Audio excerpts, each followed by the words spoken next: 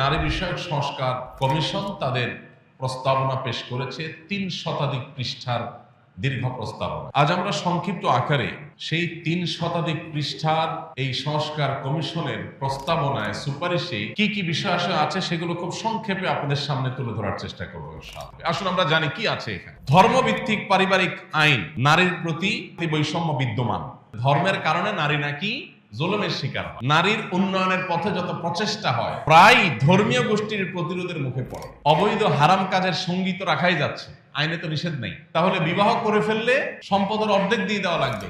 ৭৪ নম্বর পৃষ্ঠায় বৈবাহিক ধর্ষণের কথা বলা আছে, একই জিনিস ৯ নম্বর এবং ৭০ নম্বর পৃষ্ঠায় আছে। ৩৪ নম্বর পৃষ্ঠায় আছে সংবিধানের অনুচ্ছেদ ১৮(২)-এ গণিকা বৃত্তি অর্থাৎ পতিতাবৃত্তির বিষয়টিকে বাদ দিতে হবে। এই জিনিসটা তাদের কাছে এত বেশি গুরুত্বপূর্ণ যে এইটাকে তারা ৭৪ নম্বর পৃষ্ঠায়, ৩৭ নম্বর পৃষ্ঠায়, ১৩২ নম্বর পৃষ্ঠায়, ১৩৫ নম্বর পৃষ্ঠায়, ১৫৫ নম্বর পৃষ্ঠায়, অর্থাৎ পুরো সুপারিশনামার প্রতিটা পৃষ্ঠা বিভিন্ন জায়গায় তারা এটা লিখেছে। তার মানে তারা যে কোনো মূল্যে দেশে পতিতাবৃত্তি এটাকে প্রতিষ্ঠা করতে চায়, তারা চায় মহল্লা এটা প্রতিষ্ঠা হয়ে যায়। ৩৭ নম্বর পৃষ্ঠায় তারা লিখেছে যৌন পেশাকে অপরাধ হিসাবে চিহ্নিত না করা এবং শ্রম আইনে এটাকে স্বীকৃতি দেওয়া, এটা দাবি করেছে তারা। ১০৫ নম্বর পৃষ্ঠায় আছে শরীর আমার সিদ্ধান্ত আমার। ১৬৩ নম্বর পৃষ্ঠায় আছে ঘরের কাজ নারীর বা নারীরা ধূমপান করে না এই জাতীয় উপস্থাপন করা থেকে বিরত থাকতে হবে। ৩৪ নম্বর পৃষ্ঠায় আছে সংবিধানের ৩৯(২) অনুচ্ছেদে শালীনতা এবং নৈতিকতার কথা বলা আছে, এটা বাদ দিতে হবে। ৩৫ নম্বর পৃষ্ঠা আছে মহিলা বাদ দিয়ে নারী বলতে হবে, এটা পিছনে বিরাট মায়ের প্যাচ আছে। পতিতাবৃত্তি এই শব্দগুলো বলা যাবে না, যৌনকর্মী বলতে হবে, অর্থাৎ এটাকে এস্টাবলিশ করতে হবে। এদেশের একজন মানুষের অস্তিত্ব, শুধু মুসলমান নয়, একজন মানুষের অস্তিত্ব বেঁচে থাকতেও ইনশাআল্লাহ এই নষ্ট জিনিসের একটা লাইন বাস্তবায়ন করতে দেওয়া হবে না। সময়ের সবচাইতে আলোচিত বিষয়গুলোর মধ্যে থেকে একটি হলো নতুন বাংলাদেশে সংস্কার কার্যক্রম চলমান আছে। একটি দেশ ৫০ বছর বয়স পার হলেও কাঙ্ক্ষিত উন্নতি, অগ্রগতি এবং প্রত্যাশিত ডেভেলপমেন্টের পর্যায়ে যেতে পারেনি, সেজন্য বিভিন্ন ক্ষেত্রে বিভিন্ন সেক্টরের সংস্কার প্রয়োজন। এটা নিয়ে দেশের কোনো সুস্থ মস্তিষ্কের কোনো মানুষের দ্বিমত করার কোনো কারণ নাই। আমাদের পরে স্বাধীনতা অর্জন করা বহু দেশ আমাদের চোখের সামনে আমরা দেখতে পাই, যারা আমাদের চাইতে ৫০, কেউ ১০০ বছর এগিয়ে আছে, অর্থাৎ আমরা আরো ৫০-১০০ বছর পর হয়তো তাদেরকে স্পর্শ করতে পারি কিনা সন্দেহ। তো এইরকম একটা পরিস্থিতিতে দেশে বিভিন্ন সেক্টরে সংস্কার হচ্ছে, সংস্কার হবে, সেটাই স্বাভাবিক। তাছাড়া সংস্কার এটা একটা চলমান প্রক্রিয়া, সংশোধনী, ভুলভ্রান্তিকে ঠিকঠাক করে নতুন করে পথ চলা, এটা আমাদের প্রত্যেকটা মানুষের জীবনের জন্য গুরুত্বপূর্ণ পদক্ষেপ। কিন্তু সংস্কার করে যদি মানুষ যে অবস্থানে আছে তার চাইতে আরো নিচের দিকে যাওয়ার মতো কোনো ভূমিকা নেওয়া হয়, তাহলে সেই সংস্কার অবশ্যই নিন্দনীয়, নিকৃষ্ট এবং সেই সংস্কার কখনো সাধুবাদ পাওয়ার উপযুক্ত নয়।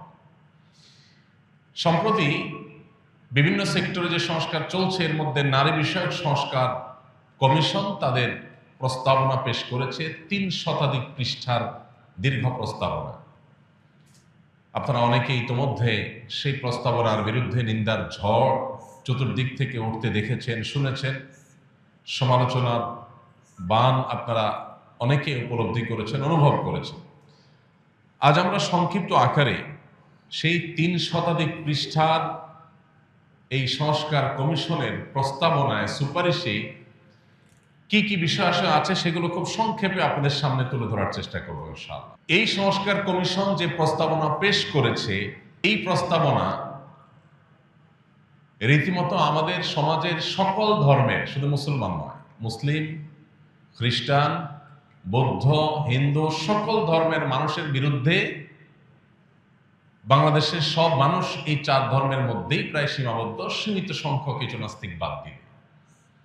তার মানে গোটা বাংলাদেশের সমস্ত মানুষের মূল্যবোধ, চিন্তা, দর্শন, বিশ্বাস এর সঙ্গে যুদ্ধের ঘোষণা করেছে কেমন যেন এই সংস্কার কমিশন। একটা সংস্কার প্রস্তাবনার ২টা বা ৩টা বা ৪টা ৫টা পয়েন্ট নিয়ে আপত্তি থাকতে পারে, কিন্তু এমন এক সংস্কার প্রস্তাবনা তারা জমা দিয়েছেন যার প্রতিটি পাতায় পাতায়, প্রতিটা পৃষ্ঠায় পৃষ্ঠায় রীতিমতো আপত্তি নয়, শরীরে যে কোনো বিশ্বাসী মানুষের গায়ে আগুন ধরবার মতো অনেক পয়েন্ট এখানে রয়েছে। সবচেয়ে অবাক করা বিষয় হলো, আপনারা নিশ্চয়ই সোশ্যাল মিডিয়ার কল্যাণে, মূলধারা মিডিয়াগুলোর কল্যাণে দেখতে পেয়েছেন যে নারী বিষয়ক সংস্কার কমিশনে যারা আছেন, একজন থেকে লেবাস লাগিয়ে আনা হয়েছে, এর বাইরে বাকি যারা আছে পুরো টিম মাননীয় প্রধান উপদেষ্টার সাথে তারা একসাথে ছবি তুলেছেন, পত্রপত্রিকায় সেগুলো ফলো করে প্রচার হয়েছে। তাদের কারোর মাথায় আমি কাপড় দেখিনি, অথচ বাঙালি নারী মাথায় কাপড় দেয়, হোক সে মুসলিম, হোক সে হিন্দু, হোক সে বৌদ্ধ, হোক সে খ্রিস্টান। তাহলে এই সংস্কার কমিশনের নারীরা তারা কি বাঙালি নারীর কোনো প্রতিনিধিত্ব করছে বলে মনে হয়? তাদের অন্যান্য যে সমস্ত বেশভূষা, তাদের যে ড্রেস আপ, তাদের যে হাব ভাব, এইটার সাথে মাননীয় প্রধান উপদেষ্টা দীর্ঘদিন ধরে তিনি গ্রামীণ নারীদের নিয়ে কাজ করছেন। আমার বিনীত অনুরোধ যে তিনি গ্রামের প্রত্যন্ত অঞ্চলের মহিলাদের নিয়ে দীর্ঘদিন ধরে কাজ করার অভিজ্ঞতা তার আছে। এদেশের আপামর সাধারণ মানুষের মা বোনরা, মেয়েরা, হিন্দু হোক, মুসলিম হোক, অন্য ধর্মের হোক, তাদের সাথে এই তথাকথিত নারী বিষয়ক সংস্কার কমিশনের নারীদের ড্রেস আপের কোনো মিল তিনি খুঁজে পান কিনা। এরা কি আসলে বাংলাদেশের আপামর সর্বস্তরের নারীদের প্রতিনিধিত্ব করে, নাকি পশ্চিমাদের নিছক দালালি এবং অন্ধ অনুকরণ করে? এটা বোঝার জন্য কোনো পণ্ডিত হওয়ার প্রয়োজন নাই, কমন সেন্স দিয়ে ছবিটার দিকে তাকালে বোঝা যায়। আমরা মানুষের ভালো কাজের প্রশংসা যেমন করতে কার্পণ্য করব না, ঠিক একইভাবে তিনি যখন কোনো ভুল করেন সেটা নিন্দা বা সমালোচনা করতেও কার্পণ্য করা উচিত নয়। অনেক ভালো কাজ যেমন প্রধান উপদেষ্টা মহোদয় করছেন, সেগুলোর জন্য প্রশংসা তিনি পাচ্ছেন, এটি তার হক, পাওনা, প্রাপ্য, কৃতজ্ঞতা আমাদের আদায় করা উচিত। কিন্তু সেক্ষেত্রে অনেক ভালো কাজের মধ্যে এই একটা কাজ এমন হয়েছে যে কাজটাকে আমাদের প্রত্যেককে শতকণ্ঠে সমালোচনা করতেই হবে, কারণ এটি আমাদের অস্তিত্বের প্রশ্ন, এটি আমাদের আত্মপরিচয়ের প্রশ্ন, আইডেন্টিটির প্রশ্ন। পৃথিবীর প্রত্যেকটা জাতি তার নিজস্ব জাতিসত্তা, নিজস্ব আত্মপরিচয় নিয়ে তারা বেঁচে থাকে। আপনি ইতালিতে গেছেন, সেখানে মানুষ পিজা পাস্তা খেয়ে অভ্যস্ত, সেখানে সব জায়গায় পিজা পাস্তা পাওয়া যায়, পিজা পাস্তা খেয়েই মানুষ থাকে বেশিরভাগ ক্ষেত্রে। আপনি সেখানে যে যখন দেখেছেন মানুষ পিজা খায়, পাস্তা খায়, এটাই তাদের প্রিন্সিপাল ফুড বা এটাই বেশিরভাগ মানুষ খায়, সব জায়গায় পাওয়া যায়। এবার আপনি সেখান থেকে বাংলাদেশে এসে সংস্কার প্রস্তাবনা দিলেন যে বাংলাদেশে আর ভাত মাছ নয়, আসুন আমরা পিজা পাস্তা ঘরে ঘরে খাওয়ার আন্দোলন সংগ্রাম করি। কোনো জায়গায় কোনো কিছু দেখে অন্ধের মতো সেটাকে অনুকরণ করার যে প্রবণতা, দুর্ভাগ্যজনকভাবে আমাদের এই তথাকথিত নারী বিষয়ক সংস্কার কমিশনের সদস্যদের প্রত্যেকের মধ্যে আমরা সেই প্রবণতা লক্ষ্য করেছি।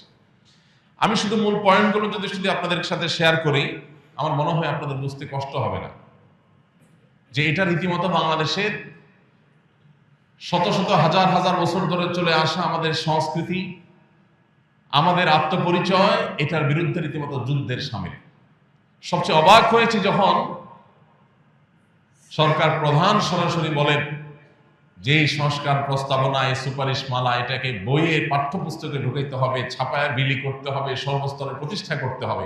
আসুন আমরা জানি যে কি প্রতিষ্ঠা করার কথা তারা বলছে।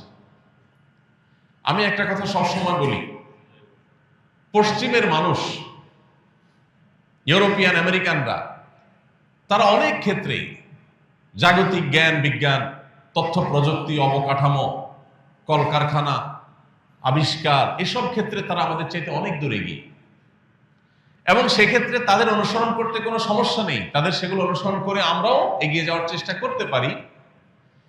কিন্তু যেই ক্ষেত্রে আমরা তাদের চাইতে আগে আছি, সেই ক্ষেত্রে তাদের অনুকরণ করার কোনো প্রশ্ন উঠতে পারে না। একজন সম্পদশালী হয়েছেন, তিনি যদি বৈধ উপায়ে সম্পদ উপার্জন করে থাকেন, আপনি তার মতো সম্পদ উপার্জনের চেষ্টা করেন, এতটুকু ঠিক আছে। কিন্তু তাকে টাকাওয়ালা পয়সাওয়ালা দেখে তার সবকিছু আপনি অনুসরণ শুরু করবেন। সে টাকাওয়ালা পয়সাওয়ালা, সে বাপকে ভাত দেয় না, আপনি কি সেটা অনুসরণ করবেন? পশ্চিমাদের অনেক কিছু আছে যেগুলো ভালো, সেগুলো অবশ্যই আমরা অনুসরণ করার চেষ্টা করবো, কিন্তু তাদের খারাপটা অনুসরণ করার কোনো মানে হতে পারে না। আমি এই জন্য বলি, জাগতিক জ্ঞান বিজ্ঞান তথ্য প্রযুক্তি ইত্যাদিতে তারা যদি আমাদের চাইতে 200 বছর এগিয়ে থাকে, ফ্যামিলি ব্যবস্থাপনা, পারিবারিক ব্যবস্থাপনা, দাম্পত্য সুখ শান্তির ক্ষেত্রে আমরা তাদের চাইতে 400 বছর এগিয়ে আছি। অতএব এই ক্ষেত্রে তাদের অনুসরণ করা এটা অগ্রসরতা নয়, এটা পাশ্চাত্যপদতা, এটা সামনে যাওয়া নয়, এটা পিছিয়ে যাওয়া। পশ্চিমারা নারীকে কি দিয়েছে এটা বোঝার জন্য আপনি শুধুমাত্র পশ্চিমে নারীদের ইসলাম গ্রহণের প্রবণতার দিকে তাকালেই যথেষ্ট হবে। প্রত্যেকটা দেশে দেখবেন পুরুষের তুলনায় মেয়েরা ইসলামের দিকে বেশি আসছে, কারণ সেখানকার মেয়েদের বুঝতে আর বাকি নাই যে অধিকারের নাম দিয়ে এরা আমাদের ধ্বংসের দ্বার প্রান্তে দাঁড় করিয়ে দিয়েছে। তো এইরকম কিছু বস্তা পচা সস্তা প্রস্তাবনা এই নারী বিষয়ক সংস্কার কমিশন প্রস্তাব করেছে। আমরা প্রত্যেকটা মানুষ, প্রত্যেকটা নাগরিক শতকণ্ঠে এটার বিরুদ্ধে প্রতিবাদ আমাদের জানাতে হবে এবং এই কমিশনের প্রস্তাবনা সবটুকুন বাতিল এবং পুরো কমিশন বাতিল করে নতুন করে যে সমস্ত নারীরা এদেশের সমস্ত নারীদের সত্যিকারের প্রতিনিধিত্ব করে, তাদেরকে ধারণ করে, তাদের কৃষ্টি কালচারকে শ্রদ্ধা করে, তাদের দিয়ে কমিশন গঠন করে তারপর যথোপযুক্ত প্রস্তাবনা পেশ করা হোক, এই দাবিটা আমাদের প্রত্যেকটা মানুষকে উঠাতে হবে। কারণ একটা ইন্টারিম গভর্নমেন্ট, একটি তত্ত্বাবধায়ক বা অনির্বাচিত সরকার, তাদের ভোটের কোনো গরজ সাধারণত থাকে না। অতএব জনগণ কি বললো না বললো এটা কেয়ার করার সুযোগ তাদের থাকে না, ততটা বা প্রয়োজন থাকে না। এই সুযোগে যদি কোনো ধ্বংসযজ্ঞ চালানো হয়, কোনো বিধ্বংসী বিষয় আমাদের সমাজে চাপিয়ে দিয়ে যাওয়া হয়, সেটা আর সরানো সম্ভব হবে না। অতএব সময় থাকতে সবাইকে সতর্ক হতে হবে। আসুন আমরা জানি কি আছে এখানে। মৌলিকভাবে যে পয়েন্টগুলো আছে, অনেক কথা নিয়ে কথা বলা যায়, অনেক ইস্যু নিয়ে কথা বলা যায়, কিন্তু আমরা খুব সংক্ষেপে কয়েকটা পয়েন্ট বলি। প্রস্তাবনার মধ্যে একটা প্রস্তাবনা হলো জাতীয় সংসদে 300 আসনের পাশাপাশি যেগুলোতে লড়াই করে নির্বাচিত হয়ে ভোটের মাধ্যমে আর জিতে আসতে হবে, আলাদা 300 আসন সংরক্ষিত নারীদের জন্য রাখতে হবে। আচ্ছা, এইটার সমালোচনা করলে বলা হবে যে এই মৌলভী সাহেবরা নারী বিরোধী। মৌলভী সাহেবরা সবাই তা কোনো না কোনো মায়ের সন্তান, কোনো না কোনো নারীর স্বামী, কোনো না কোনো মেয়েদের বাবা, কোনো না কোনো বোনদের ভাই। অতএব পুরুষকে নারীর মুখোমুখি দাঁড় করানো এটাই হলো সবচেয়ে বড় শয়তানি। সংরক্ষিত আসন মানে কোটা, যে কোটার বিরুদ্ধে এত সংগ্রাম, এত যুদ্ধ, এত বড় পরিবর্তন নারী বিষয়ক সংস্কার কমিশন আবার প্রস্তাব করছে, সেই কোটা 5%, 10% না, পুরা 50%, 50%। অর্থাৎ 300 আসনের পার্সেন্ট, 300 আসনের পাশাপাশি 300 আসন নারীদের জন্য সংরক্ষিত রাখতে হবে। সংরক্ষিত রাখার মানে কি? সংরক্ষিত রাখার মানে হলো ভোট দ্বারা নির্বাচিত হয়ে আসবে। অবাক করা বিষয় হলো এরাই কিন্তু পুরা প্রস্তাবনার আগাগোড়া একটা কথাকে বেশি স্টাবলিশ করার চেষ্টা করে, যেটা হচ্ছে নারী এবং পুরুষের সমান সমান অধিকার থাকতে হবে। তো সমান সমান যদি হয়, পুরুষ যদি ভোট পেয়ে লড়াই করে আসন পায়, নারীও ভোট পেয়ে লড়াই করে আসনে আসবে, এটাই তো স্বাভাবিক, এটাই তো সমান সমান।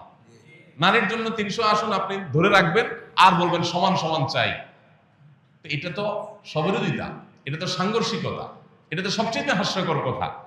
কিন্তু সেই হাস্যকর কথাটা বলা হচ্ছে এখানে। একটা গুরুত্বপূর্ণ বিষয় হলো, আপনারা জানেন একজন সংসদ সদস্যের বিপরীতে রাষ্ট্রের কতগুলো টাকা খরচ হয়, কি পরিমাণ টাকা খরচ হয় একজন সংসদ সদস্যের বিপরীতে আমরা সবাই কম বেশি জানি। এরকম একটা গরিব রাষ্ট্রে আরো 300 জন সংসদ সদস্য চাপায় দিবে, যারা কেউ যোগ্যতা দিয়ে আসবে না, তারা কোটায় আসবে।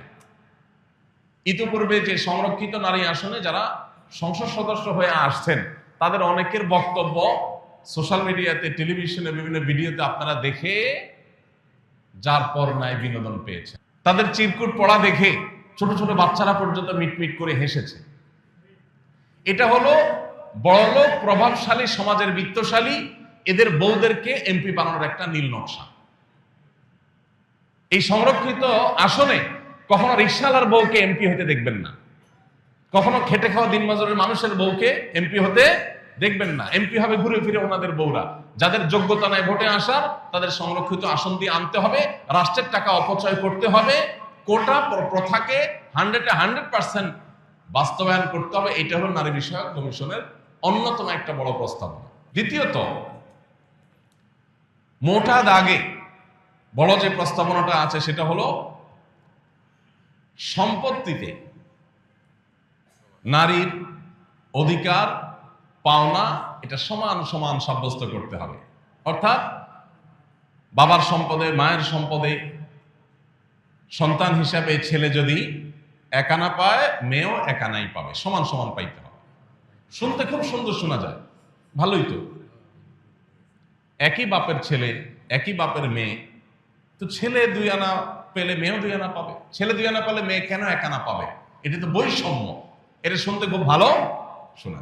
প্রচলিত আইনে, আমাদের দেশে প্রচলিত আইনে খোরপোশ ভরণ পোষণ দেওয়ার দায়িত্ব কার? ছেলের। প্রচলিত আইনেই, ইসলাম তো আছেই। তো খোরপোশের বেলায় আপনি এটা বলবেন না যে না, আজ থেকে বাংলাদেশে এই কমিশন এই সুপারিশ করে নাই যে স্বামীরা কেউ স্ত্রীদের খরপোশ দিতে বাধ্য না, স্ত্রীরা চাকরি বাকরি তাদের খাওয়ান তারা জোগাড় করে। এটা তো বলেন নাই। খরচের বেলায় তো বলেন নাই যে যার যার খরচ তার তার, কিন্তু সম্পদ পাওয়ার বেলা বলতেছেন হাফ হাফ, সমান সমান। ভাইরা আমার, আল্লাহ রাব্বুল আলামিন নারী এবং পুরুষের প্রত্যেককে যার যার ন্যায্য অধিকার দিয়েছেন। কি দিয়েছেন? সমান না, কি দিয়েছেন? ন্যায্য। কারণ সব ক্ষেত্রে সমান দিলে ন্যায্য হয় না। সব ক্ষেত্রে সমান সমান দিলে ন্যায্যতা নিশ্চিত। আল্লাহ তাআলা ন্যায্য অধিকার দিয়েছেন, যথাযথ ইনসাফপূর্ণ অধিকার দিয়েছেন, যাকে যা দেয়া দরকার। বেশ কয়েকটা ছোট ছোট উদাহরণ এই বিষয়ে আমি এর আগে বারবার আপনাদেরকে দিয়েছি। আপনার 2টা ছেলে আছে, বা একটা ছেলে একটা মেয়ে আছে। ছেলেটার জ্বর হয়েছে, মেয়েটার জ্বর হয় নাই। ছেলের জ্বর হয়েছে এই জন্য বাজার থেকে তাকে ডিসপেন্সারি থেকে নাপা এনে বড়া পেটে খাওয়া দিয়েছেন। কেন? কারণ তার জ্বর হয়েছে। মেয়েটার শরীরে জ্বর নাই, সে সুস্থ। সমান অধিকারের দাবি হলো মেয়েরও ধরে একটা খাওয়াই দিবেন। কারণ টাকা দিয়ে নাপা কিনে একজনকে খাওয়াবেন, আরেকজনকে খাওয়াবেন না, এটা তো বৈষম্য, এটা তো জুলুম। তাহলে সমান অধিকারের দাবি হলো ছেলেকে একটা নাপা খাওয়াইছে, মেয়েকেও একটা খাওয়াই দিবেন। এখানে সমান সমান দিলেন, তাতে কি ন্যায্য কাজ হলো? ইসলাম ন্যায্য করতে বলে, যাকে যেটা দরকার। এর এখন নাপা দরকার, এর নাপা খাওয়াইতে হবে। আরেকজনকে এখন নাপা খাইতে চাইলেও মানা করতে হবে, খাইতে দেওয়া যাবে না। এটাই হবে ইনসাফ। সব জায়গায় সমান সমান করলে ইনসাফ হয় না। একজনের গায়ে জ্বর আসছে, তার জন্য ফ্যানটা বন্ধ করে দিতে হবে তার রুমে, কারণ জ্বর আসছে, তার শীত লাগতেছে। আরেকজনের ঠান্ডা সর্দি লাগে না, এখন খুব গরম পড়তেছে, তার রুমে ফ্যানটা অবশ্যই বন্ধ রাখতে হবে, কারণ সমান সমান লাগবে। মেয়ের রুমে ফ্যান যখন বন্ধ, তাহলে ছেলের রুমে ফ্যান বন্ধই থাকা উচিত, নাহলে সমান সমান হবে। এখন যদি ছেলের রুমে ফ্যানটা চালাইতে দেন, তাহলে একজনের ফ্যানের বাতাস খাওয়াচ্ছেন, সে বিদ্যুৎ বিল খরচ করতেছে, আরেকজন ফ্যানের বাতাস খাচ্ছে না, বিদ্যুৎ বিল বাঁচাচ্ছে, তাহলে জুলুম হয়ে গেল, বৈষম্য হয়ে গেল। এবার যদি দোনো রুমে আপনি ফ্যান চালাই দেন, এটা কি ইনসাফ হবে না জুলুম হবে? তাহলে এই জুলুম এটা যেন না হয়, সেজন্য আল্লাহ রাব্বুল আলামিন আমাদেরকে ন্যায্যতা করেছেন। কোন কোন জায়গায় না দিয়া ইনসাফ হয়, কোথাও কোথাও দিয়া ইনসাফ হয়। ভাইরা আমার, এরকম বহু এক্সাম্পল দেওয়া যাবে। আপনার বাচ্চা একটা 5 বছর বয়সের, আর একটা 20 বছর বয়সের। 20 বছর বয়সের বাচ্চার জন্য যেহেতু বড় জামা কিনছেন, বড় পায়জামা প্যান্ট কিনছেন, এই জন্য 5 বছরের বয়সটারে ছোট দিলে তার প্রতি জুলুম হয়ে যায়। একজনের 2 হাতের জামা দিলেন, পায়জামা দিলেন, আরেকজনকে মাত্র 1 বিঘতের দিলেন, 1 হাতের দিলেন, এটা তো জুলুম হয়ে গেল। এই জন্য 20 বছরের টারে যে সাইজের জামা পায়জামা কিনে দিচ্ছেন, একই সাইজের জামা পায়জামা 5 বছরের টারে কিনে পরাই দিচ্ছেন। এটা হবে সমতা, এটা হবে কি সমতা, কিন্তু এটা ইনসাফ হবে না। তাহলে ইসলাম আমাদেরকে সমতার কথা বলে না ইনসাফের কথা বলে? ইনসাফের কথা বলে। ভাইরা আমার, এরকম বহু উদাহরণ দিয়ে বোঝানো যাবে।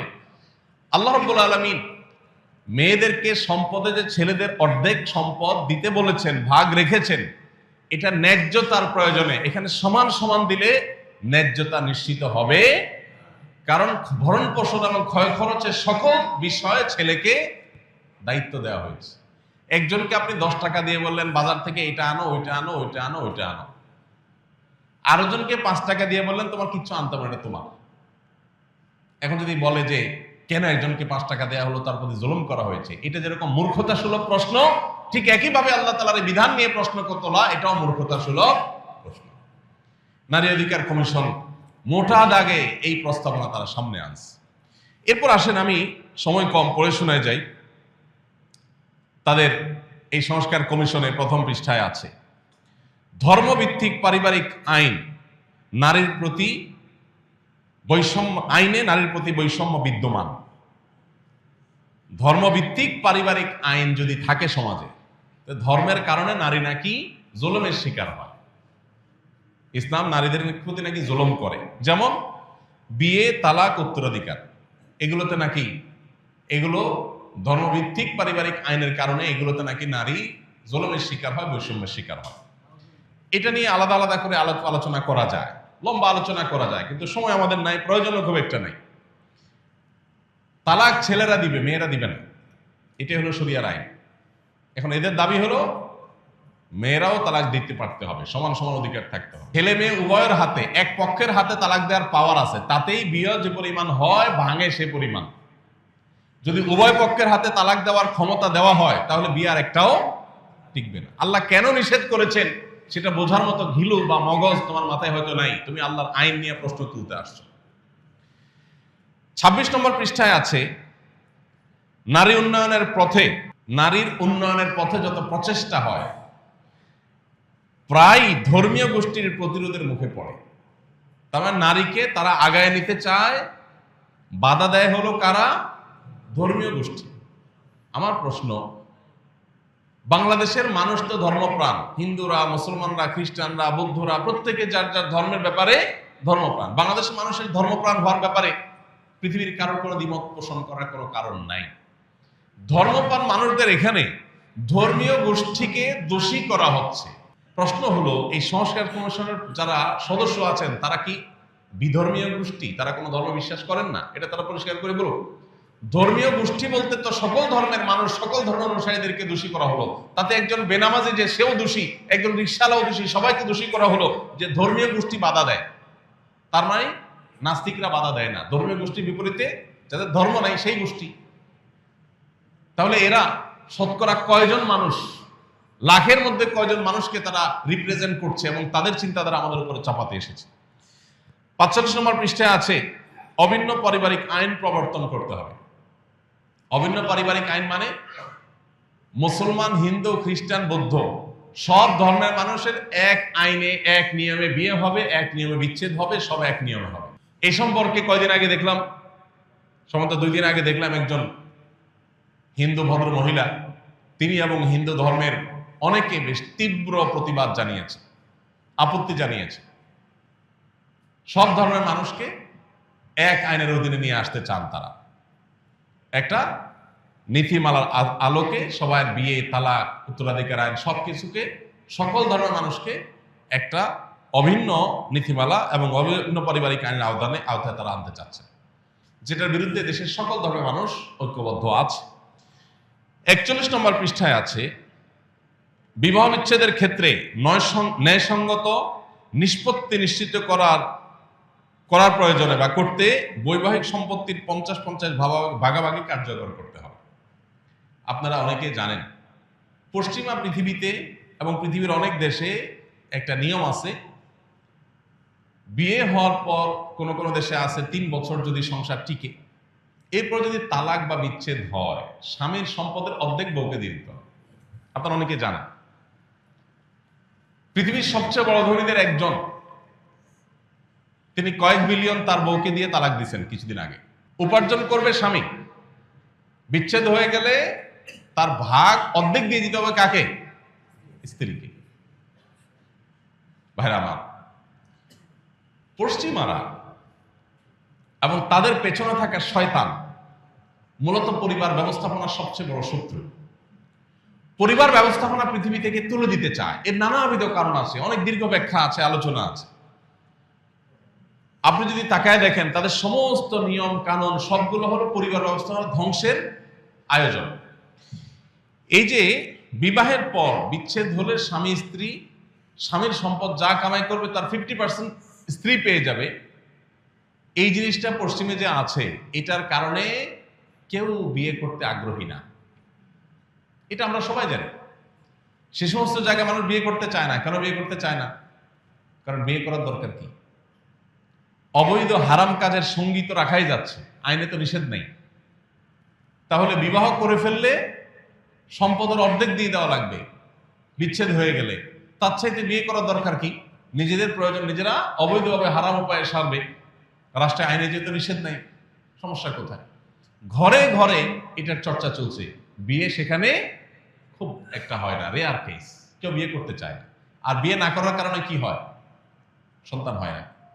কারণ অবৈধ এবং হারাম কাজ যার সাথে করে সেখানে সন্তান নেওয়ার প্রশ্ন ওঠে না, যার কারণে সন্তান হওয়ার প্রবণতা কমে গেছে। চায়নার মতো দেশ যখন এক সময় একটার বেশি দুইটা সন্তান হলে সরকার অনেকগুলো অর্থদণ্ড চাপিয়ে দিত, বেশি দিন আগের কথা না, সেই চায়না এখন আপনি একটার বেশি দুইটা, দুইটা বেশি তিনটা, চারটা, যত সন্তান জন্ম দিবেন তত সরকার আপনাকে টাকা দিবে। বেশি দিন লাগে নাই। পৃথিবীর মানুষ আর কখন বুঝবে? পশ্চিমের প্রত্যেকটা দেশ, এমনকি পূর্বের প্রত্যেকটা উন্নত দেশ, আজ তাদের পর্যাপ্ত মানুষ নেই, দেশ চালাবার মতো, দেশের কাজকাম করার মতো পর্যাপ্ত মানুষ নেই। জার্মানির মতো দেশ হাজার হাজার লাখো সিরিয়ান রিফিউজিদেরকে জায়গা দিয়েছে। কেন জায়গা দিয়েছে? কারণ তাদের দেশ চালানোর মতো মানুষ নেই, রিফিউজিদেরকে ঢুকায়া তাদেরকে কাজ শিখায় কাজে লাগাই দিচ্ছে। গোটা পৃথিবী আজ ক্রাইসিসে আছে, প্রত্যেকটা দেশ ক্রাইসিসে আছে, মানুষ নেই। বৃদ্ধ দিয়ে দেশ ভরে যাচ্ছে, ইয়াং জেনারেশন তৈরি হচ্ছে না। কারণ ওই যে বৈবাহিক যে সম্পর্ক, পারিবারিক ব্যবস্থাপনা, এটাকে ভেঙে ফেলা হয়েছে। চায় না, বিয়ে যখন করতে চায় না, সন্তান হয় না। সন্তান যখন হয় না, জেনারেশন গ্যাপ তৈরি হয়ে যাচ্ছে। ভাইরা আমার, এরা আমাদেরকে সে প্রস্তাব দিচ্ছে, পশ্চিমের সে বস্তা পচা সস্তা প্রস্তাব দিচ্ছে। বাংলাদেশে স্বামী স্ত্রীর মধ্যে দাম্পত্য সম্পর্কের মধ্যে দিন দিন ফাটল ধরছে, আমাদের সম্পর্কগুলো দিন দিন খারাপ হয়ে যাচ্ছে, এতে কোনো সন্দেহ নাই। কিন্তু এর পরও আমাদের দেশে নারী পুরুষ স্বামী স্ত্রী হিসাবে তাদের মধ্যে যেই পরিমাণ সম্পর্ক, সৌহার্দ্য, বিশ্বাস, ভালোবাসা এখনো বিদ্যমান, পশ্চিমাদের কাছে সেটা স্বপ্ন মাত্র। ওরা কল্পনাও করতে পারে না যে আমাদের এখানে স্বামী স্ত্রী একে অন্যকে কিভাবে ভালোবাসে, কতটা বিশ্বাস করে। এখনো পর্যন্ত কিছু বিচ্ছিন্ন ঘটনা তো আছেই, কিন্তু এখনো পর্যন্ত বেশিরভাগ ফ্যামিলিতে স্বামী স্ত্রী একজন আরেকজনকে ছাড়া বাঁচবে না, এমন একটা অবস্থা। পশ্চিমের লোকেরা এগুলো কল্পনাও করে না। তো সেই বস্তাপচা সস্তা জিনিস তারা এখানে চাপাতে চায়। ৭৪ নম্বর পৃষ্ঠায় বৈবাহিক ধর্ষণের কথা বলা আছে। একই জিনিস ৯ নম্বর এবং ৭০ নম্বর পৃষ্ঠায়ও আছে। বৈবাহিক ধর্ষণ এটা এমন এক শয়তানি, এটা হলো বিবাহ ব্যবস্থাপনা ধ্বংসের, বন্ধ করার সবচেয়ে বড় পায়তারা। এমনিতেই দাম্পত্য কলহ ঘরে ঘরে, চুন থেকে পান থেকে নুন খসলেই স্বামী স্ত্রীর মধ্যে ঝগড়া বিবাদ, সেখান থেকে বিচ্ছেদ হয়ে যাচ্ছে, সংসারগুলো ভেঙে খানখান হয়ে যাচ্ছে। এরপরে আবার নতুন করে বৈবাহিক দর্শনের আইন যখন হবে, তখন কি হবে? স্বামীর সাথে স্ত্রী, স্ত্রীর সাথে স্বামীর যদি বনিবনা না হয়, একটু কথা কাটাকাটি হয়েছে, স্বামীর বিরুদ্ধে স্ত্রী যে মামলা ঠুকে দেবে যে আমার ইচ্ছার বিরুদ্ধে আমার সাথে শারীরিক সম্পর্ক করেছে। ইচ্ছার বিরুদ্ধে করেছে না ইচ্ছায় করেছে, এটা প্রমাণ করার কোন সিস্টেম, কোন উপায় থাকতে পারে? কোন সুযোগ আছে? কোন সাক্ষী প্রমাণ, কোন তথ্য উপাত্ত রাখার সুযোগ আছে?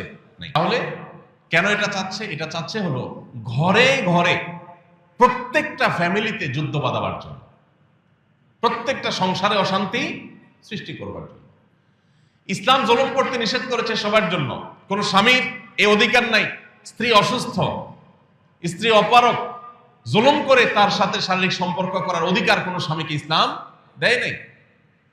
কিন্তু একই সাথে স্বামীর চরিত্র রক্ষার্থে, সমাজ সুস্থ সুন্দর স্বাভাবিক যেন থাকে, সেই প্রয়োজনে একজন স্ত্রী তার স্বামীর প্রয়োজন পূরণের সদা প্রস্তুত থাকার নির্দেশ ইসলাম করেছে। অর্থাৎ প্রত্যেককে যার যার নির্দেশ ইসলাম করেছে। এখানে স্বামী স্ত্রী পরস্পরের মধ্যে স্বামী স্ত্রী সুলভ জোড়াজুড়ি, এটা সকল সমাজে, সকল সংসারের সকল মানুষের কাছে স্বীকৃত। কখনো কখনো স্বামী স্ত্রীর মধ্যে শারীরিক সম্পর্ক নিয়ে যেরকম মৃদু জোড়াজুড়ি গ্রহণযোগ্য পর্যায় পর্যন্ত চলে, অগ্রহণযোগ্য পর্যায়ে জোরম পর্যায়ে গেলে চলে না, ঠিক তেমনি ভাবে স্বামী স্ত্রীর মধ্যে টাকা পয়সা নিয়ে, মার্কেটিং নিয়ে, খাওয়া দাওয়া নিয়ে, শপিং নিয়ে, বিভিন্ন আপনার রেস্টুরেন্টে যাওয়া নিয়ে, কোথাও ঘুরতে যাওয়া নিয়েও মৃদু জোড়াজুড়ি হয়। এখন কোনো স্ত্রী যদি তার স্বামীর পকেট থেকে টাকা নেয়, কোনো সময় টানাটানি হয়, হাতাহাতি হয়, মৃদু জোড়াজুড়ি হয়, এগুলো স্বামী স্ত্রী সুলভ, বন্ধু সুলভ জোড়াজুড়ি। স্বামী হয়তো রেস্টুরেন্টে যেতে চাচ্ছে না, স্ত্রী বলছে হ্যাঁ জামা গায়ে দেওয়া, বের হওয়া, তোমাকে যেতেই হবে আজকে, ইচ্ছার বাইরে একটু জোর করেই নিয়ে গেল। স্ত্রী চাচ্ছে ঘুরতে যাবে, স্বামী বলে না আমার ভালো লাগতেছে, বলে না তোমার যেতে হবে বাইরে, একটু জোরাজোরি করে নিয়ে গেল। তাহলে সেটাকে বৈবাহিক ডাকাতি নাম দেন, বৈবাহিক ছিনতাই নাম দেন, কি বলেন? ঘরে ঘরে প্রত্যেকটা পরিবারে অশান্তি সৃষ্টি করার জন্য এই যে শয়তানের নীল নকশা এদেশে সুপারিশ হিসাবে পেশ করা হয়েছে, এটার প্রত্যেকটা পয়েন্ট, প্রতিটা লাইন পৃষ্ঠা আপনি পড়লে দেখবেন পুরাটা হলে আমাদের সমাজকে ধ্বংস করার একটা মহা আয়োজন। প্রিয় ভাইরা আমার, 34 নম্বর পৃষ্ঠায় আছে সংবিধানের অনুচ্ছেদ 18(2)-এ গণিকাবৃত্তি অর্থাৎ পতিতাবৃত্তির বিষয়টিকে বাদ দিতে হবে। পতিতাবৃত্তি এটা আমাদের আইনে অবৈধ, এটাকে বাদ দিতে হবে, অর্থাৎ এটাকে বৈধতা দিতে হবে। এবং জনস্বাস্থ্য ও নৈতিকতার নামে যৌনকর্মীদের পেশাকে নিরোধ করা মানবাধিকারের লঙ্ঘন। কি মানবাধিকারের সবক শুনাইতে আসছে চিন্তা করে। ফিলিস্তিনে মানুষ মেরে কয়লা করে ফেলছে, এটা নিয়ে কোনো টু শব্দ নেই, সেখানে মানবাধিকার কোনো লঙ্ঘন হচ্ছে না। মানবাধিকার লঙ্ঘন হচ্ছে কোথায়? পতিতাবৃত্তি করতে না দিলে নাকি মানবাধিকার লঙ্ঘন হচ্ছে। একজন নারী তার ভরণ পোষণের ব্যবস্থা যদি তার স্বামী, তার বাবা, তার ভাই না করে, ইসলামী শরিয়ার বিধান অনুযায়ী রাষ্ট্র তার সমস্ত খরচ খরচা দিতে বাধ্য, রাষ্ট্র করবে, সমাজ করবে, সেটা না করে তাকে পতিতাবৃত্তির পথে আপনি অগ্রসর করে দিচ্ছেন। এদেশে যত নারী এই জঘন্য কর্মে, এই ঘৃণ্য কর্মে যারা লিপ্ত হয়েছেন বা যারা এটাকে পেশা হিসেবে বেছে নিয়েছেন, একজন একজন করে যদি সবার সাক্ষাৎকার সংগ্রহ করা হয়, দেখা যাবে প্রত্যেকের জীবনে প্যাথেটিক ইতিহাস আছে। কেউ এখানে স্বেচ্ছায় আসে নাই, তাদেরকে কোনো দালাল চক্র জুলুম করে অন্যায়ভাবে তাদেরকে এই পথে এনেছে। সেখান থেকে তাদেরকে উদ্ধার করার কথা দরকার, সেটা কথা না বলে উল্টা বরং তাদের সেই কাজে যেন সারা জীবন তারা থাকে, সেই বন্দোবস্ত যারা করতে চায়, এরা নারীর বন্ধু, এরা নারীর শত্রু। আপনি নারীকে অধিকার দেওয়ার নাম করে আপনার ব্যবসা বন্দোবস্ত পাকাপোক্ত করছেন। আপনারা যারা সচেতন আছেন, পৃথিবীর খোঁজ খবর যারা রাখেন, আপনারা জানেন পর্ন ইন্ডাস্ট্রি, এই পর্ন ইন্ডাস্ট্রি হাজার হাজার কোটি টাকার বিজনেস। এখানে এই পতিতাবৃত্তির বৈধতা দিয়ে মূলত তাদের সেই ব্যবসাকে তারা জিয়ে রাখতে চায়, আর কিছু না। অতএব আমাদের দেশে যে সমস্ত মেয়েরা এই ধরনের নিগ্রহের শিকার, তাদেরকে উদ্ধার করতে হবে, তাদেরকে পুনর্বাসন করতে হবে, তাদেরকে থাকা খাওয়ার ব্যবস্থা করতে হবে, তাদের যথাযথ কর্মসংস্থানের ব্যবস্থা করতে হবে। সেটা না করে তাদের সেই কর্মে তাদেরকে অটল অবিচল রাখার জন্য আপনি যে দাবি তুলছেন, এটা তাদের অধিকার নয়, এটা বরং তাদেরকে তাদের যে অধিকার সেটা থেকে বঞ্চিত করা। দেখুন, এই জিনিসটা তাদের কাছে এত বেশি গুরুত্বপূর্ণ যে এইটাকে তারা 74 নম্বর পৃষ্ঠায়, 37 নম্বর পৃষ্ঠায়, 132 নম্বর পৃষ্ঠায়, 135 নম্বর পৃষ্ঠায়, 155 নম্বর পৃষ্ঠায়, অর্থাৎ পুরো সুপারিশনামার প্রতিটা পৃষ্ঠা বিভিন্ন জায়গায় জায়গায় তারা এটা লিখেছে। তার মানে তারা যে কোনো মূল্যে এদেশে পতিতাবৃত্তি এটাকে প্রতিষ্ঠা করতে চায়। তারা চায় মহল্লা মহল্লা এটা প্রতিষ্ঠা হয়ে যাক। 37 নম্বর পৃষ্ঠায় তারা লিখেছে, যৌন পেশাকে অপরাধ হিসাবে চিহ্নিত না করা এবং শ্রম আইনে এটাকে স্বীকৃতি দেওয়া, এটা দাবি করেছে তারা। এখন দেখেন, গত 2 দিন আগে আমি এক ভাই, যিনি বিভিন্ন ধর্ম সম্পর্কে গবেষণা করেন, মুসলমান ছাড়াও হিন্দু, বৌদ্ধ, খ্রিস্টান বিভিন্ন ধর্ম সম্পর্কে তিনি পাণ্ডিত্য রাখেন, তাদের ধর্মগ্রন্থগুলো নিয়ে অনেক অগাধ নলেজ আছে। এরকম এক ভাইকে আমি অনুরোধ করেছি, ভাই আপনি একটু অন্যান্য ধর্মাবলম্বীদের ধর্মগ্রন্থে পতিতাবৃত্তি সম্পর্কে কি বলা আছে আমাকে একটু নোট করে দেন। তিনি গতকালকে আমাকে দিলেন জিনিসটা, আমি দেখলাম মুসলমানদের কাছে পতিতাবৃত্তি যেরকম হারাম, ঘৃণ্য কাজ, হিন্দুদের কাছে, খ্রিস্টানদের কাছে, বৌদ্ধদের কাছে, এদেশের প্রধান 4টি ধর্মের মানুষ এদেশে বসবাস করে, সব ধর্মের মানুষের কাছে এটা সমানভাবে অপরাধ এবং ঘৃণ্য কাজ। তার মানে এই ব্যাপারে বাংলাদেশের সকল ধর্মের মানুষ ঐক্যবদ্ধ আছে, একমত আছে যে পতিতাবৃত্তি এটা কোনো ভালো কাজ নয়, এটা নোংরা কাজ, জঘন্য কাজ। একজন নারীকে অনেক ভালো কাজে, সমাজের উন্নয়নমূলক কাজে ব্যবহার করা যেতে পারে, তাকে বিভিন্ন ভালো ভালো কাজে পেশা নিয়োজিত করা যেতে পারে, কিন্তু তাকে এরকম অসম্মানজনক কাজে যারা নিয়ে আসে, সেই দালালরা তাদের ব্যবসায়ী টিকায় রাখার জন্য পর্ন ইন্ডাস্ট্রির মাধ্যমে হাজার হাজার কোটি টাকা বিজনেস করার জন্য তারা এই ধরনের প্রস্তাবনা করেছে। এ ব্যাপারে বাংলাদেশের সকল মুসলমান শুধু না, সকল ধর্মের মানুষ একমত। সকল ধর্মের মানুষ যে বিষয়ে একমত, সে বিষয়ে কিভাবে, সেটার বিরোধিতা কিভাবে একটা তথাকথিত সংস্কার কমিশন প্রস্তাব পেশ করতে পারে? আমি এই জন্য শুরুতে বলেছি, এটা হলো আমাদের পরিবার ব্যবস্থাপনা, আমাদের সমাজ ব্যবস্থাপনার বিরুদ্ধে রীতিমতো যুদ্ধের শামিল। আপনারা জানেন এইডস, আরো পৃথিবীতে জঘন্য জঘন্য যত সব রোগ, যেগুলোর কারণে মানুষ নিশ্চিত মৃত্যুর কোলে ঢলে পড়ছে, পৃথিবীর বহু দেশ সাফার করছে এইডস সহ বিভিন্ন রোগ নিয়ে। এই রোগের প্রধান কারণই হলো এই পতিতাবৃত্তি। এরপরে এর ফলে আরো সমাজে যে সমস্ত অনাচার হয়ে থাকে সেগুলোর ফিরিস্তি অনেক লম্বা। অতএব এইটাকে নাকি বৈধতা দিতে হবে, সে বিষয়ে তারা সুপারিশ করছে। 105 নম্বর পৃষ্ঠায় আছে, শরীর আমার, সিদ্ধান্ত আমার। ভ্রষ্ট এনজিও গুলো দীর্ঘদিন পর্যন্ত সমাজের গ্রামে গঞ্জে গোপনে গোপনে যে কথা বলতো, এখন তারা রাষ্ট্রযন্ত্র দিয়ে সে কথা বলার চেষ্টা করছে। তাদের সাহস কোথায় গিয়ে ঠেকেছে আপনি চিন্তা করতে পারেন। একজন মুসলমানের বিশ্বাস কি শরীর তার, সিদ্ধান্ত তার, না শরীর যে যার সৃষ্টি, যার সিদ্ধান্ত তার? আমরা নিজেরা আল্লাহর বিধান অনুযায়ী মানতে না পারলেও বিশ্বাস আমাদের এটা আছে, মানা উচিত। আমি পারছি না, কিন্তু উচিত, আল্লাহ আমাকে সৃষ্টি করছেন তার নির্দেশ অনুযায়ী চলা। এখানে শরীর আমার, সিদ্ধান্ত আমার মানে হলো ধর্মকে সাইড করে ফেলা, কোরআন হাদিসকে সাইড করে ফেলা। 23 নম্বর পৃষ্ঠায় আছে, 3 মাসের মধ্যে গর্ভপাতের বৈধতা বাস্তবায়ন করতে হবে। তার মানে খেয়াল খুশি মতো যে কেউ অবৈধ সম্পর্ক করলো, গর্ভের সন্তান চলে আসলো, 3 মাসের মধ্যে হলে সেটা গর্ভপাত করতে পারবে, এটা আইন করতে হবে, সুযোগ দিতে হবে যাতে আকাম বেশি বেশি করা যায়। এরা নাকি মানবাধিকার কর্মী। যে সন্তান মাতৃগর্ভে এসে গেছে তাকে মেডিসিন দিয়ে হত্যা করা, এই কাজটার প্রস্তাবনা যারা করতে পারে নাকি মানুষের অধিকারের কথা বলে। আস্ত মাতৃগর্ভে শিশু হত্যার কথা যারা বলে, ভ্রূণ হত্যার কথা যারা বলে, তারা নাকি মানবাধিকার কর্মী। 10 নম্বর পৃষ্ঠায় আছে, রাষ্ট্র হবে ইহজাগতিক এবং মানবিক। খেয়াল করেন, রাষ্ট্র হবে ইহজাগতিক। রাষ্ট্রে পরকাল নিয়ে কোনো ভাবনার নামগন্ধ থাকতে পারবে না।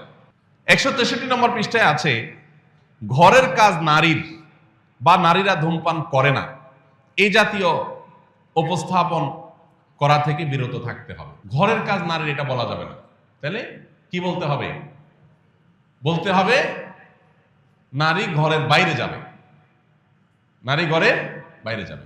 দেখেন, যে সমস্ত সংসারে, আমাদের দেশে এখানে অনেকে আছেন হয়তো স্বামী স্ত্রী 2 জন জব করেন, রান্নাটা 2 জন হাফ হাফ করেন। যারা স্বামী স্ত্রী 2 জন জব করেন, বুকে হাত দিয়া বলতে পারবেন কে কে যে আমরা একদম 50% যে আজকে তুমি রান্না, কালকে আমি রান্না, এইভাবে সিস্টেম মেনটেন করে করেন? কয়জন আছেন বলতে পারবেন? তাহলে বেচারিকে বাহিরে কাজে পাঠায় দিলেন অধিকার নাম করে, যে তুমি ঘরে কেন বসে থাকবা, তোমার অধিকার আছে বাইরে যা কাজ করা। অধিকারের নাম দিয়া পাম্পট্টি দিয়া তারে কামে লাগিয়ে দিলেন। এরপরে ঘরের যে কাম আছে সেটাও সে করলো। তাহলে ডিউটি কি কম হলো না ডাবল হলো? আচ্ছা, এরপরে আসেন, আল্লাহ তাআলা সন্তান নারীর গর্ভে দিবে, ছেলের গর্ভে দিবেন না, এটি আল্লাহর সিস্টেম। সন্তান গর্ভ দেওয়ার পর 10 মাস অনেকটা বিছানায় শুয়ে থাকতে হয়। এর মতো হার্ড ডিউটি আপনি তো 10 বছরও করতে পারবেন না। তারে তো বাহিরে আপনি কাজে পাঠিয়ে দিচ্ছেন, আপনার সাথে নিয়ে যাচ্ছেন, সেও জব করতেছে, কিন্তু তার যে সন্তান গর্ভধারণ করার ডিউটি, ওইটা কি হাফ নিতে পারছেন আপনি? এরপর 2 বছর ধরে যে সন্তানকে দুধ পান করাইতে হবে, এটা তো খুব শান্তির কাজ না? এর চেয়ে কঠিন ডিউটি আরেকটা আছে? রাত 12টা নাই, 1টা নাই, 2টা নাই, 3টা নাই, টয়লেট নাই, বাথরুমের বেগ নাই, গোসল নাই, কিচ্ছু নাই, যে অবস্থা আছে অবস্থা মা করে কান্না করে উঠছে, আর ওই কান্নার ডাকে সাড়ে দিয়ে এসে তাকে দুধ দিতে হবে, এটা তার ডিউটি।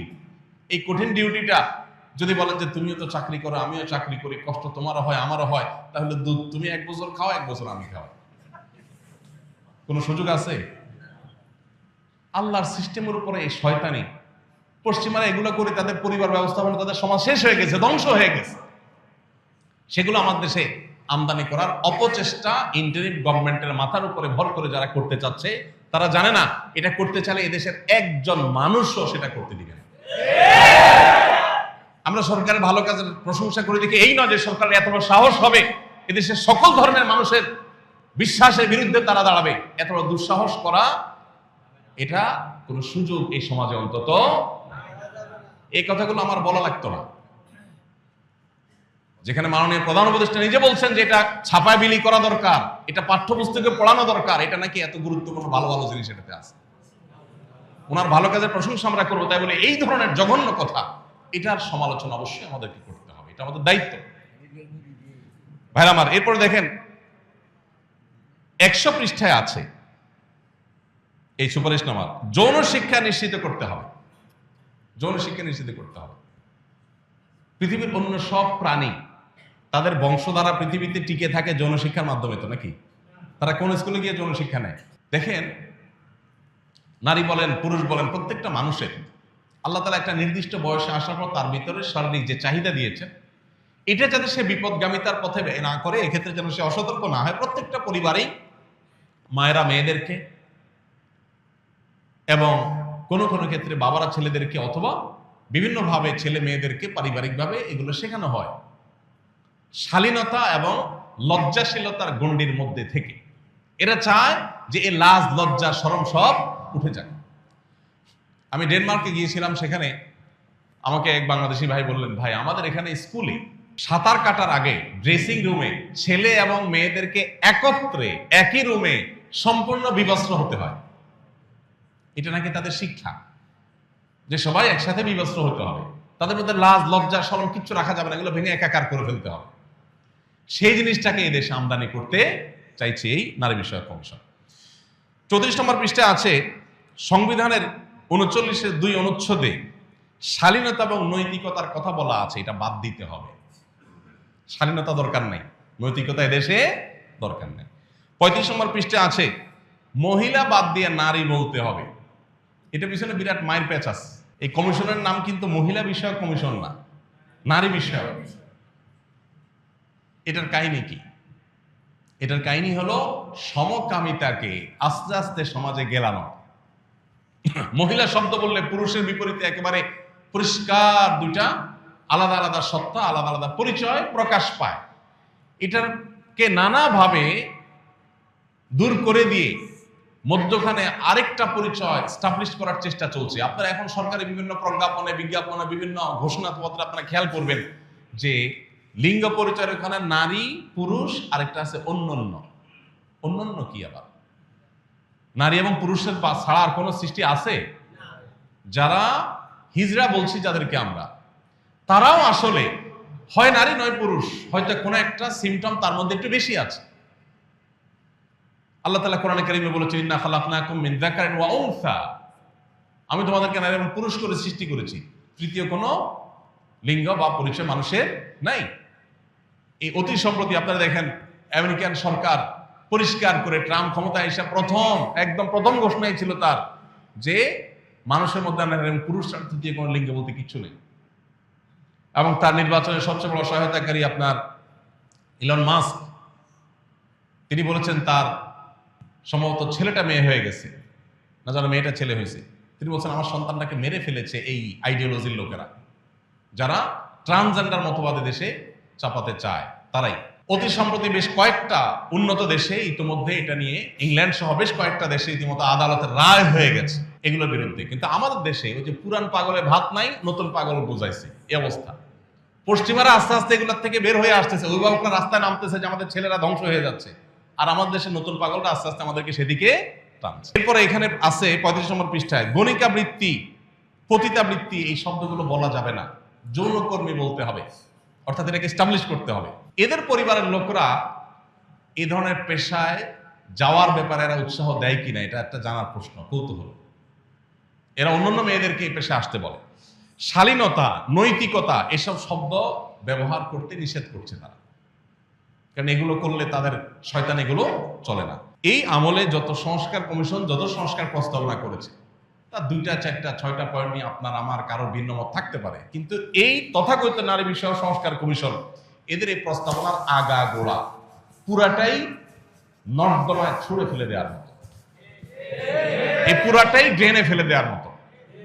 এদেশের একজন মানুষের অস্তিত্ব, শুধু মুসলমান নয়, একজন মানুষের অস্তিত্ব বেঁচে থাকতেও ইনশাআল্লাহ এই নষ্ট জিনিসের একটা লাইন বাস্তবায়ন করতে দেওয়া হবে না। আমাদের প্রত্যেকটা মানুষকে সচেতন হতে হবে। কি শয়তানি আয়োজন করেছে, আমি যদি আরো সময় থাকতো সবগুলা পয়েন্ট আপনাদেরকে বলতে পারতাম। আপনারা অবাক হতেন যে 300 সম্ভবত 18 বা 3 শতাধিক পৃষ্ঠা, এই পুরো গবেষণা আপনার সুপারিশ নামার মধ্যে প্রতিটা লাইনে লাইনে এই সমাজের সমস্ত কৃষ্টি কালচারের বিরুদ্ধে যুদ্ধের ঘোষণা করা হয়েছে। সোজা কথা, আল্লাহ তাআলা এদেরকে হেদায়েত দান করুন। আমাদের দেশ আর যেন ভুল পথে না যায়, আল্লাহ আমাদেরকে সেই তৌফিক দান করুন। আমাদের সবাইকে সজাগ থাকতে হবে, সতর্ক থাকতে হবে, যার যার জায়গা থেকে অনাচারের বিরুদ্ধে মুখ খুলতে হবে, প্রতিবাদ করতে হবে। আল্লাহ আমাদের সবাইকে সেই তৌফিক দান করুন। আস-সুন্নাহ ফাউন্ডেশন, উম্মার স্বার্থে সুন্নাহর সাথে।